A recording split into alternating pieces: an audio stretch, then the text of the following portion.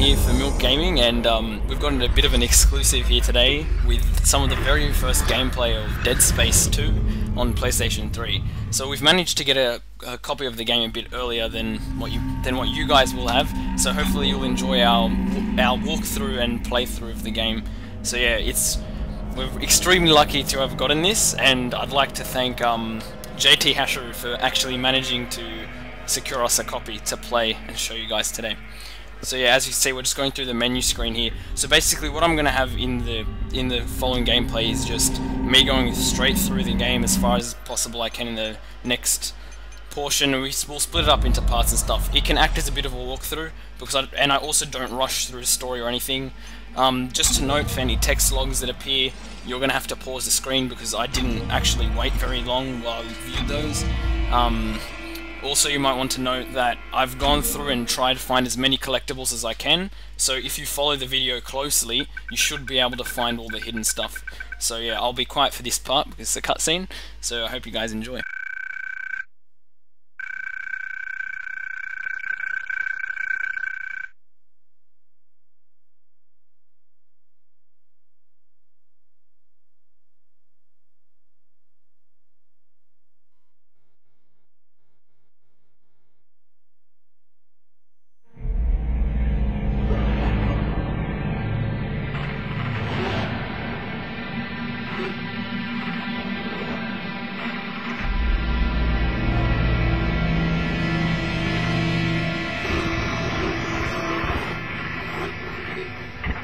Isaac, are you there? Come in, Isaac. Oh, God. I'm so sorry, Isaac. Look at the time difference. I'll call you back later. It's okay. How you doing? Good. You're right, Isaac. The Ishimura is a great ship. I am so lucky to be serving aboard her. Enjoy it while it lasts. You know they're going to decommission her next year. Isaac, thank you.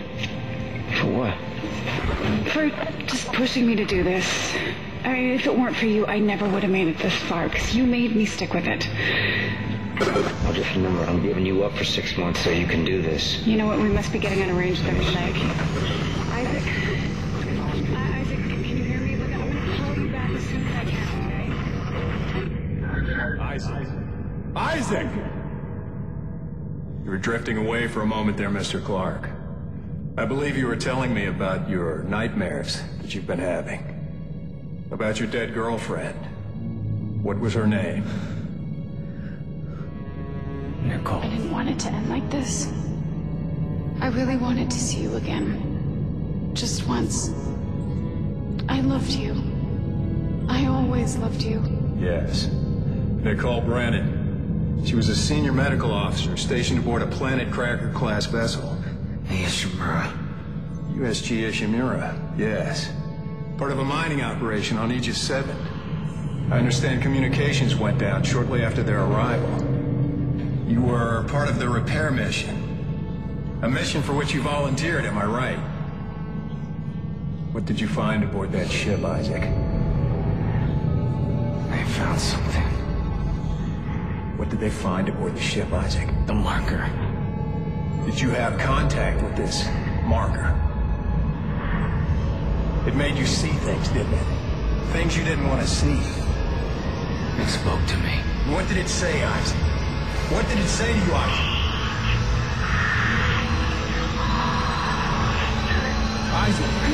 Isaac, can you hear me?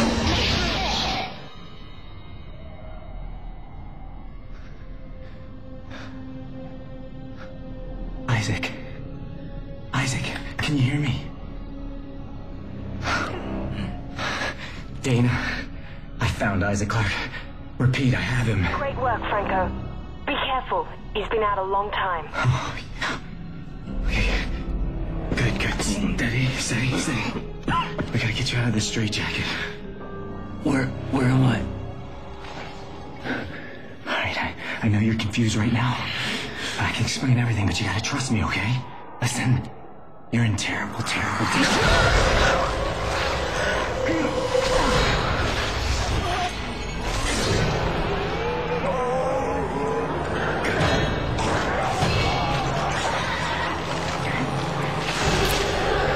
Okay, this guy just got massively owned.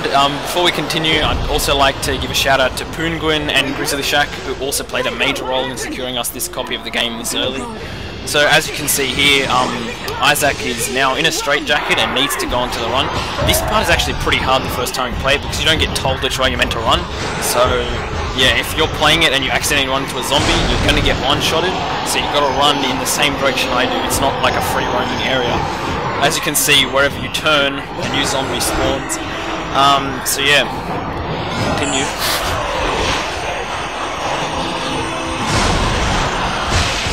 And yeah, as you can see, there's a lot of quick time events in this game. Most of it involves just mashing the X button. So yeah, once again, the alien gets owned, as usual. And now, what basically Isaac is trying to do is trying to get out of this straitjacket. So, yeah, one of the key things about playing a game like Dead Space is to remember that if you play it like a tactical shooter, so if you check every single corner that you turn and things like that, you'll find that it becomes extremely easy to guess where monsters are going to spawn. And if you think a bit while you're playing, it becomes obvious. If you think about what you're doing while you're playing, you'll be able to see where things could spawn from. And using sound roaring, as some people call it, is extremely good because you need to. The musical track is sometimes what will alert you to as an alien presence, rather than actually hearing or seeing the alien yourself. Especially in the outer space areas where there's no sound, because that's what would really happen in outer space. As you can see, that guy got eaten alive. I was hoping I could pick up his gun, but that comes at a later date. Yeah. I want the key subjects terminated and the facility scrubbed. This is not a drill. Typing out.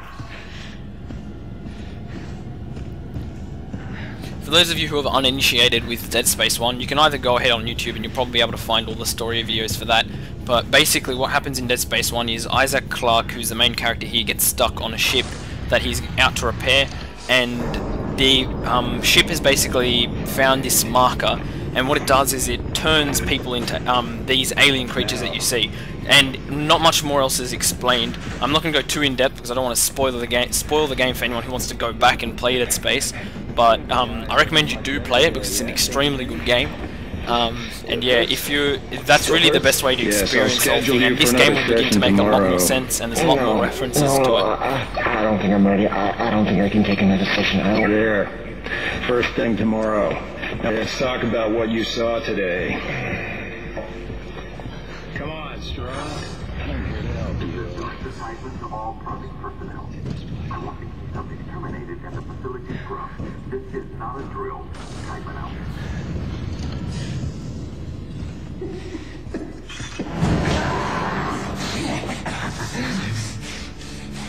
Come on, man. Station 4. I remember you. I said all the key subjects need to be eliminated, terminated. Which one more? Listen to me, man. What matters? Listen to me! We can both get out of here. Just cut me out of the straitjacket. No one's getting out of here alive. Don't do it.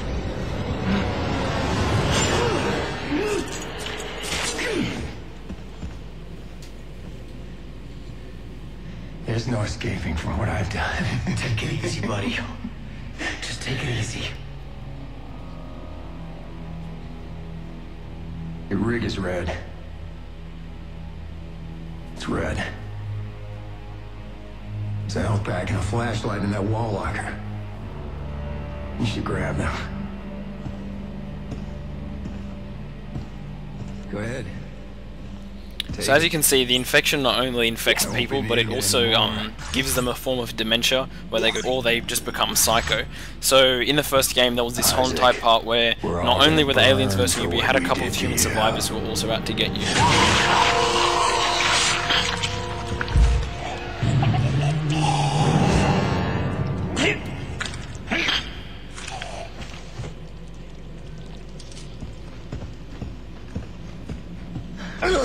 Throughout the game, you'll also find that a woman with glowing face seems to follow Isaac around, and basically what happens there is it's actually what seems to be his girlfriend and or wife, Nicole. Here I'm just turning on subtitles so you guys can see it a bit better. But basically what happened in Dead Space 1 is she was on the ship that Isaac went and basically purged with the aliens. My name is Dana. I'm the one trying to rescue you. Why? What's going on? You're suffering from a unique form of dementia, Isaac. Something you contracted on Aegis 7. How do you know that? How do you know all this about me? Your dementia will kill you. But if you can get here, I can treat you and get you to safety. Why should I trust you? Because I'm not the one shooting at you. Fuck. Just follow the route I'm sending you.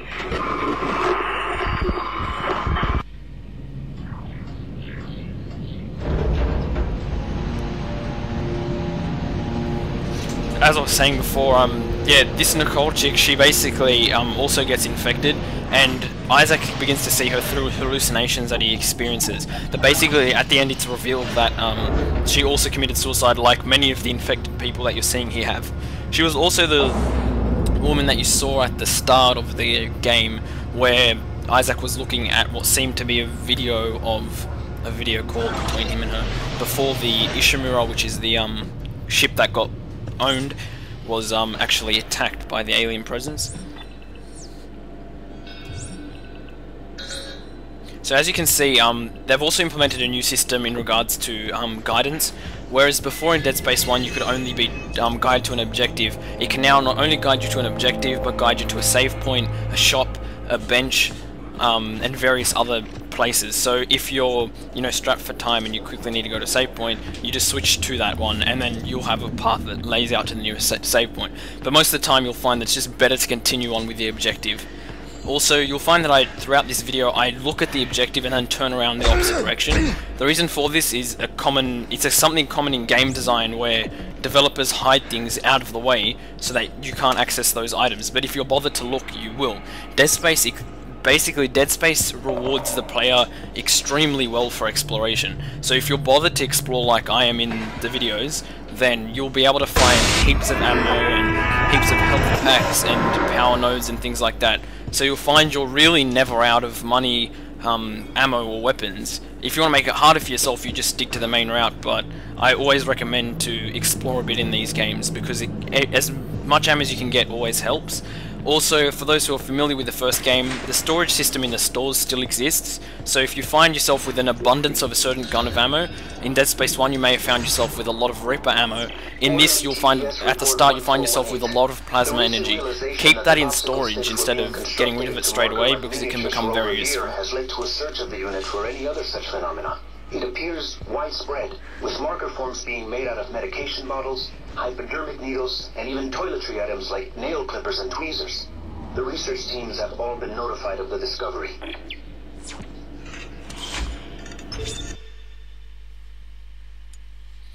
As you can see, the save stations are basically the same thing as they were from the first game, except they're a lot more frequent than they were in the first game. You won't find long stretches where there isn't a save point in this. Every 10 to 15 minutes, probably even less, you'll find a save point. So it's very, very good for those short play sessions.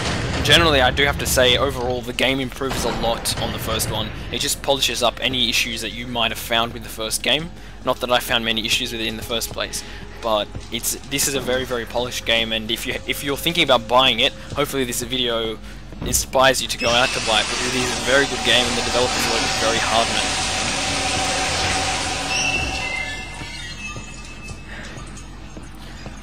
As you can see, not only does the game try to scare you with normal alien tactics, but you also find that there's a lot of environmental objects that seem to be out there to get you. It's just, like I said before, it's all about using sound to your advantage.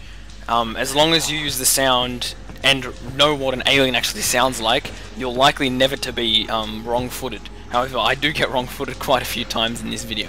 And they've also added this new travel feature, I guess you could say. It's not much, but it's these vents that you see here. And basically there's no enemies in these vents. You can't, as far as I know, you can't actually attack any enemies in these vents. But they're just like quick, travel routines. They're a bit helpful sometimes, because sometimes they're placed next to stores and benches and stuff like that. So if you want to backtrack, it's quite easy, and you can backtrack to an isolated area and not be attacked. So if you're finding yourself on low health, you might want to backtrack and find one of these vents, because it may lead you in the right direction. Isaac, what happened? Are you alright? Why are you helping me? If Tideman finds you, more people will die. Including me. Not if you follow my route. I don't like this. You don't have to like it. Just hurry before you get locked in.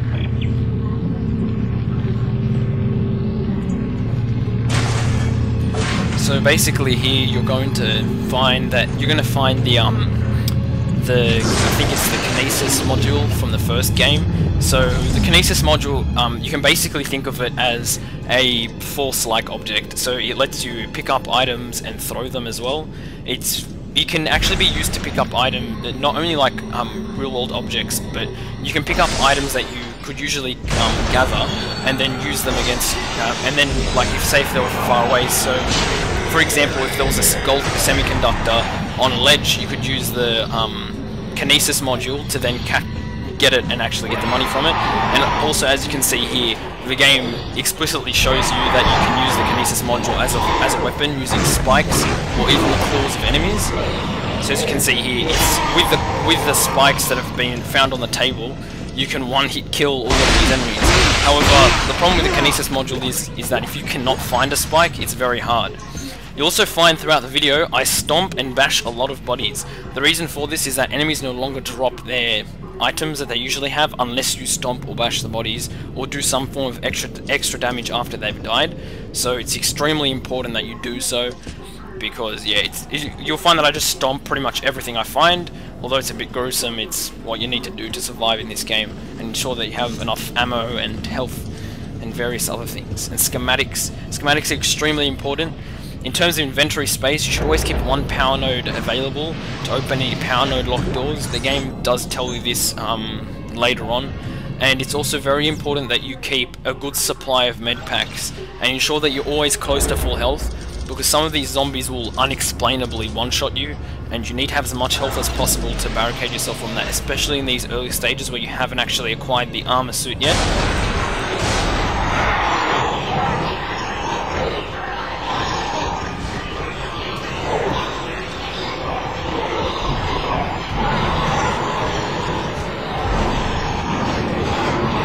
So as you can see here, this is the problem with the Kinesis module. I couldn't actually find anything to pick up and throw for quite a while. And if you don't use a spike-like object, it does very little to no damage, and sometimes it won't even push the enemy back. So the Kinesis module, while it's good, it should really only be used as a last resort. Like, it can be effective, but you have to have the items on hand and you have to know exactly what you're doing. Also, melee has been kind of ramped up a bit in this game. It's a bit more effective than what it used to be, especially at the start of the game. You can actually use it to ward off enemies for quite a bit. They don't seem to deflect as much as they do in the first one. In the first one, what you'd find is after 2 shots, the zombies would use their blade-like arms to parry or block your attacks. They don't do it as often now. They seem to cop the melee damage, but a lot more enemies have ranged attacks and a lot more enemies have lunges and various other things to get around your melee. So guns are still very, very important. Ammunition is still very, very important. So this concludes part 1 of our Dead Space 2 playthrough and walkthrough. So we hope you've enjoyed it, and keep clicking through the annotations and links to find part 2, and we hope you enjoy the playthrough.